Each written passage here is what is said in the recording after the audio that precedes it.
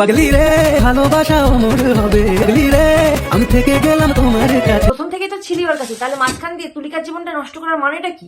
মনে হয় সত্যি নয় তুমি স্বপ্নে এসেছো। যদি স্বপ্ন দেখতিস তাহলে হয়তো বেঁচে যেতিস। আনফরচুনেটলি তোরা স্বপ্ন দেখছিস না, তোরা রিয়েল লাইফে আছিস।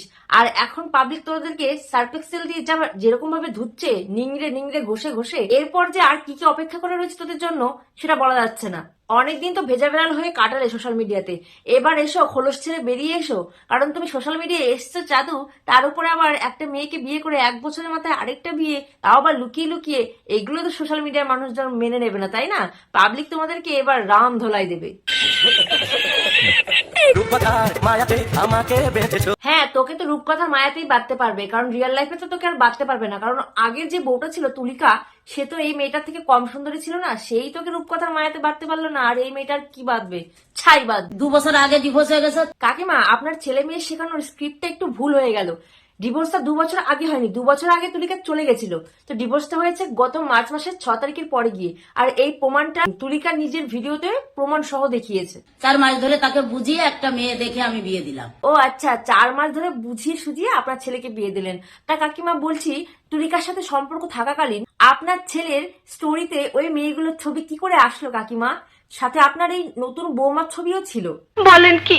তা তোমরা কি চাও না আমার ছেলের সংসার করুক? এ মা কাকিমা, আমরা কি আপনার ছেলে সংসার করুক বা না করুক এটা চাওয়ার? ওটা ভাবার জন্য আপনার গুণধর ছেলেই যথেষ্ট, আমাদের ভাবার কোনো দরকার নেই। আর চিন্তা করবেন না, আপনি বছর বছর এক একটা বৌমার মুখ দেখবেন এখন থেকে। নিজের থেকেই ডিভোর্স দিয়ে চলে গেছে। এতদিন জানতাম একটা ছেলে আর একটা মেয়ের মধ্যে বিয়ে ভাঙলে পরে সেই ছেলেটার মেয়েটার সম্মতিতেই ডিভোর্স হয়, কিন্তু এটা তো জানতাম না যে মেয়েটা চাইলেই একাই ডিভোর্সে সই করে চলে যেতে পারে। মানে বলতে চাইছেন তুলিকা একাই ডিভোর্সে সই করে চলে গেছে, আপনার ছেলে ডিভোর্স দেয়নি। তবে কাকিমা, আপনার ছেলে তাহলে বিয়ে করলো কিভাবে বছর ঘুরতে না ঘুরতেই? এতদিন চুপ করেছিলাম তার পিছনে এটাই কারণ যে আমি চাইনি এতদিন যে আমি একটা মেয়ে মানুষকে সোশ্যাল মিডিয়ায় খারাপ করি।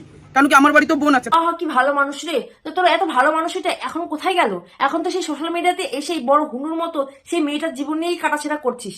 তোর চালাকি বুঝি কেউ ধরতে পারবে না, তাই না?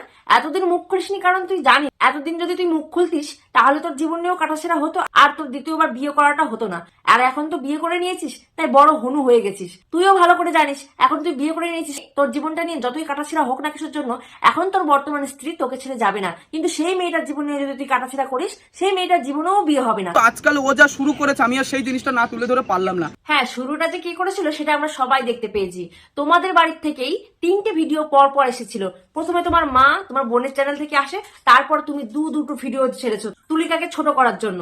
ওদিকে তুলিকা একটাই ছবি পোস্ট করেছিল, তাও আবার নিজের ছবি, এমন একটা ক্যাপশন দিয়ে যে ক্যাপশনে তোমাদের কোনো নামই নেয়নি বা তোমাদের কোনো কথাই বলেনি। কিন্তু তোমরা যে ভিডিওগুলো পোস্ট করেছো প্রত্যেকটাতে তোমরা তুলিকার নাম নিয়েছো, তুলিকাকে বুঝিয়ে দিয়েছো যে তুলিকাই এটা। যদি আজকে তোমাদের বাড়ির বৌমা যদি অন্য কারোর সাথে সারাটা দিন ঘুরে সারাটা রাত ঘুরতে যায় এবং কি লাভ বাইট বানিয়ে নিয়ে আসে, তারপরে তোমরা কি বলবে? তাকে কি তোমরা মেনে নেবে? যদি ওকে নিয়ে বলা কথাগুলো তো সত্যি হতো তাহলে অবশ্যই আমরাও মেনে নিতাম না এরকম কোনো বৌমাকে।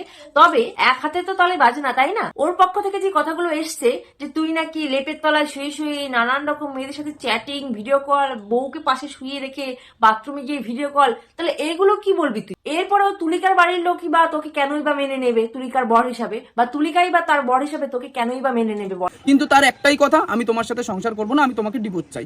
এত সহজে একটা মেয়ে এমনি এমনি ডিভোর্স চায় না, খুব কষ্ট না পেলে। আর সেটাই বোধহয় তুলিকা পেয়েছিল। কারণ কোন মেয়ে সহ্য করবে যে তাকে বাদ দিয়ে তার বর অন্য মেয়েদের সাথে ঘুরুক ফিরুক, কথা বলুক, মেসেজ করুক, ভিডিও কলে কথা বলুক, সেটা সহ্য করতে? হয়তো তোমরা এখন ভাবতে পারো যে এই কথাগুলো হয়তো আমি বানিয়ে বানিয়ে বলছি, তোমরা হয়তো আমার কথায় বিশ্বাস করবে না। তো দাদা, তুমি বিশ্বাসযোগ্য এমন কি করেছো যে তোমাকে বিশ্বাস করতে হবে? যাকে বিশ্বাস করানোর দরকার ছিল তাকেই আজকে বিশ্বাস করাতে পারোনি, সেই তোমার জীবন থেকে চলে গেল।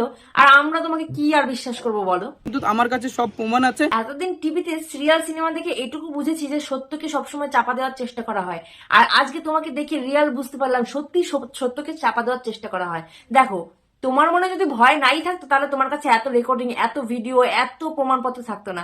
আর যে সত্য তার কাছে কোনো প্রমাণপত্র নেই, কারণ তার মন ছিল পরিষ্কার, তার জন্য সে কোনো প্রমাণ রাখেনি। তোমার মনে সব ডিভোর্সের প্ল্যানিংটা ছিল, তাই তুমি সব আটঘাট বেঁধেই রাস্তায় নেমেছো, সব রকম রেকর্ডিং প্রমাণপত্র হাতে নিয়েই বসেছিলে। কারণ তুমি জানো সোশ্যাল মিডিয়া এমন একটা জায়গা যে তোমাকে পুরো ছিঁড়ে খেয়ে নেবে, তো সেখানে তো প্রমাণপত্র দিতে হবে, তাই না? তাই তুমি এইগুলো হাতে রেখে দিয়েছিলে। আমাকে বদনাম করছে তোমাদের কাছে এবং কি বদনাম করে নিজের ফলোয়ার বাড়াচ্ছে, নিজেকে উপরে তুলতে চাইছে, আমাকে নিচে ডাউন করতে চাইছে। তুই কি ভেবেছিস তুই কি পাবলিকের কাছে খুব সাধু পুরুষ নাকি?